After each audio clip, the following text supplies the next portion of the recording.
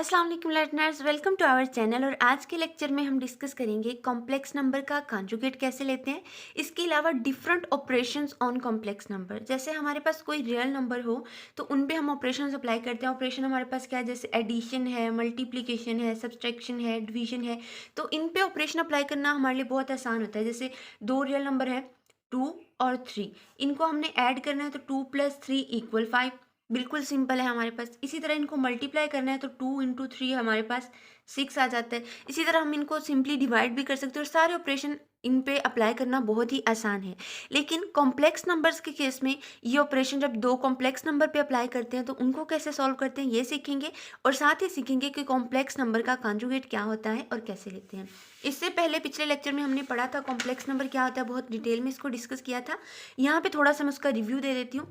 Complex number हमारे पास क्या होता है, a number that can be written in the form of x + i is called a complex number. ठीक है, इस फॉर्म का जो भी नंबर होगा आपके पास वो क्या कहलाता है, कॉम्प्लेक्स नंबर कहलाता है। और यहाँ पे x हमारे पास जो है ये रियल पार्ट होता है और जो अयोटा वाली टर्म होती है अयोटा y वो हमारे पास imaginary part of this complex number कहलाता है। ठीक है, अब आ जाते हैं इसके कॉन्जुगेट पे। तो कॉन्जुगेट कैसे लेते हैं किसी भी कॉम्प्लेक्स नंबर का। फॉर एग्जांपल ये हमारे पास एक कॉम्प्लेक्स नंबर गिवन है z = 4 + 3 अयोटा।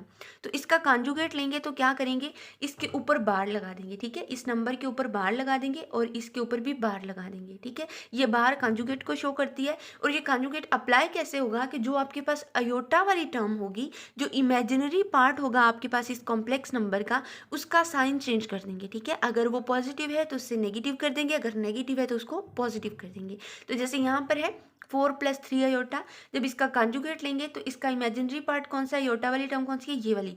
और इसके साथ क्या साइन है, प्लस साइन, तो ये क्या हो जाएगा, नेगेटिव हो जाएगा। तो this is called the conjugate of a complex number. Simple बिल्कुल। ठीक है, अच्छा नेक्स्ट क्वेश्चन हमारे पास यहाँ पे देखिए दिया हुआ है z = 9 + 3 अयोटा स्क्वायर। ठीक है, जब भी आपके पास कोई क्वेश्चन आए, कोई कॉम्प्लेक्स नंबर दिया हो और उसमें आपके पास अयोटा स्क्वायर आ जाए तो वहाँ पे आपने ख्याल रखना है कि उसको डायरेक्ट सोल्व नहीं करना। ठीक है, जैसे पिछले लेक्चर में मैंने आपको करवाया था तो वहाँ पे हमने कॉम्प्लेक्स नंबर के इमेजिनरी और रियल पार्ट अलग करने थे, सेपरेट करने थे। तो वहाँ पे भी मैंने बताया था अगर अयोटा स्क्वायर किसी क्वेश्चन में आ रहा हो तो उसको डायरेक्ट सोल्व नहीं करेंगे, पहले अयोटा स्क्वायर की वैल्यू सब्सटीट्यूट करेंगे। क्योंकि देखिए हमारे पास अयोटा जो है वो इक्वल होता है √-1 के, और ये आपके पास एक इमेजिनरी नंबर होता है। ठीक है, लेकिन जब अयोटा स्क्वायर होता है, जब हम इसका स्क्वायर ले लेंगे बोथ साइड पे तो ये क्या आ जाएगा, आपके पास अयोटा स्क्वायर की वैल्यू आपके पास आ जाएगी -1।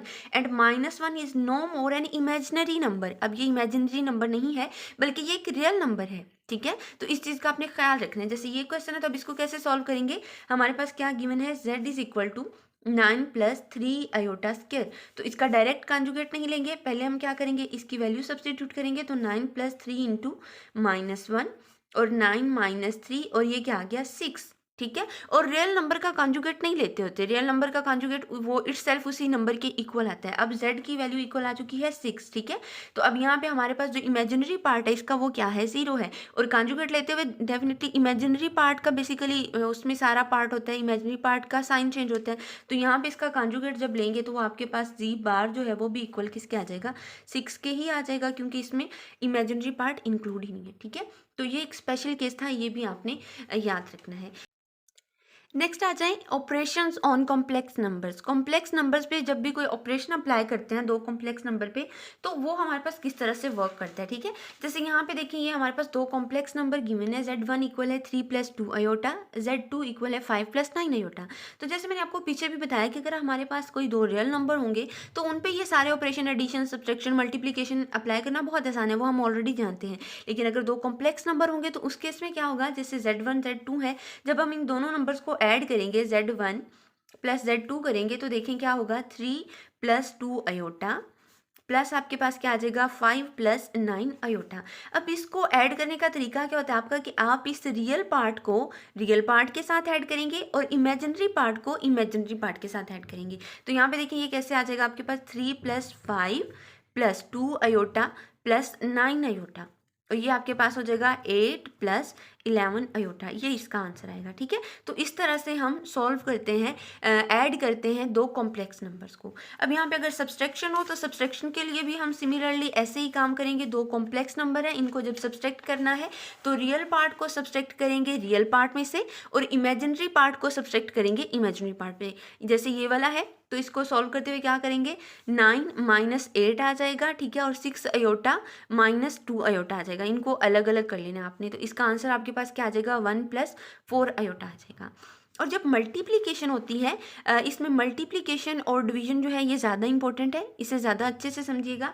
मल्टीप्लिकेशन कैसे होती है, आपके पास दो कॉम्प्लेक्स नंबर की, आपके पास दो कॉम्प्लेक्स नंबर गिवन है, इनको आपने मल्टीप्लाई करना है। तो उसका तरीका क्या होगा, ये दोनों कॉम्प्लेक्स नंबर्स को इस तरह लिख लिया। अब मल्टीप्लाई आपने कैसे करना है कि इसके ये जो फर्स्ट आपके पास कॉम्प्लेक्स नंबर है, इसके फर्स्ट नंबर को देखना है, इसको मल्टीप्लाई कर देंगे इसके साथ भी और इसको मल्टीप्लाई कर देंगे इसके साथ भी। ठीक है, तो देखिए 6 को मल्टीप्लाई करेंगे 9 के साथ 54 आ जाएगा और 6 को मल्टीप्लाई करेंगे 6 अयोटा के साथ तो 36 अयोटा आ जाएगा। फिर इस दूसरे नंबर को उठाएंगे, इसको मल्टीप्लाई करेंगे इसके साथ भी और इसको मल्टीप्लाई करेंगे इसके साथ भी, तो देखें क्या आ जाएगा, 3 अयोटा को मल्टीप्लाई करेंगे 9 के साथ तो आपके पास 27 अयोटा आ जाएगा और 3 अयोटा को 6 अयोटा के साथ मल्टीप्लाई करेंगे तो 18 अयोटा स्क्वायर हो जाएगा। ठीक है, अब इसको भी आगे सॉल्व करने से पहले आपने यहाँ पे अयोटा स्क्वायर की वैल्यू सब्स्टिट्यूट कर लेनी है। ठीक है, अयोटा स्क्वायर की वैल्यू -1 होती है तो ये -18 हो जाएगा। ठीक है, अब यहाँ पे ये अयोटा वाली दोनों टर्म्स हैं, इमेजिनरी पार्ट को इमेजिनरी पार्ट में ऐड करेंगे और ये दोनों जो है आपके पास 54 और 18 ये रियल पार्ट है, तो रियल पार्ट को रियल पार्ट के साथ सॉल्व करेंगे तो ये आपके पास ऐड होके 63 अयोटा हो जाएगा और ये आपके पास सॉल्व होके 36 आ जाएगा। ठीक है, तो 36 प्लस 63 अयोटा आपके पास इसका आंसर आ जाएगा। तो इस तरह से हम मल्टीप्लिकेशन करते हैं दो कॉम्प्लेक्स नंबर्स की। अब इसका डिवीजन वाला जो पार्ट है ये सबसे ज़्यादा इंपॉर्टेंट है। इसमें आपने क्या करना होता है, इंपॉर्टेंट है यहाँ पे लिख लें। ठीक है, इसमें आपने क्या करना होता है कि जो भी दो आपके पास कॉम्प्लेक्स नंबर दिए हुए हैं जब इनको हम डिवाइड करते हैं तो ऑलवेज आप यहाँ पे रैशनलाइजेशन मेथड यूज़ करेंगे। ऑलवेज जब आपके पास रेशो में आएगा कोई भी कॉम्प्लेक्स नंबर या दो कॉम्प्लेक्स नंबर की आपके पास रेशो होगी या कोई एक कॉम्प्लेक्स नंबर भी रेशो में आ जाएगा तो वहाँ पे हमेशा हम रैशनलाइजेशन मेथड यूज़ करेंगे। रैशनलाइजेशन मेथड कैसे यूज़ करना है कि यहाँ पे देखें ये आपके पास है दो कॉम्प्लेक्स नंबर रेशो में आ रहे हैं तो आपने क्या करना है, ये जो नीचे वाला है इसका कॉन्जुगेट लेके उसको ऊपर और नीचे मल्टीप्लाई करवा देना है। तो 5 प्लस 2 अयोटा का कॉन्जुगेट लेंगे तो वो क्या आ जाएगा, 5 माइनस 2 अयोटा। इसको ऊपर भी मल्टीप्लाई करवा देना है, नीचे भी मल्टीप्लाई करवा देना है।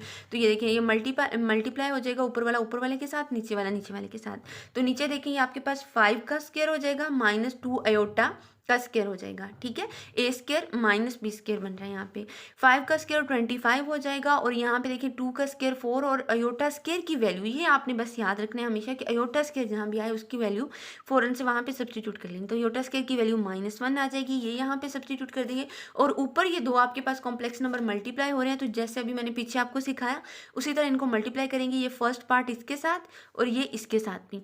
फिर ये सेकंड वाला नंबर उठाएंगे, इसको इसके साथ भी और इसको इसके साथ भी, इनको आपस में ऊपर मल्टीप्लाई कर लेंगे। ठीक है, मल्टीप्लाई करेंगे, ऊपर भी यहाँ पे अयोटा स्क्वायर है इसकी भी वैल्यू सब्स्टिट्यूट कर लेंगे, फिर अयोटा वाली टर्म्स को आपस में और ये जो दोनों रियल पार्ट्स हैं इनको आपस में हम सॉल्व कर लेंगे तो इसका ये आपके पास आंसर आ जाएगा।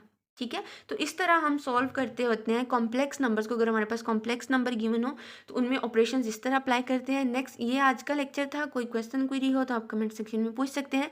नेक्स्ट लेक्चर में हम डिस्कस करेंगे properties of complex number. Thank you.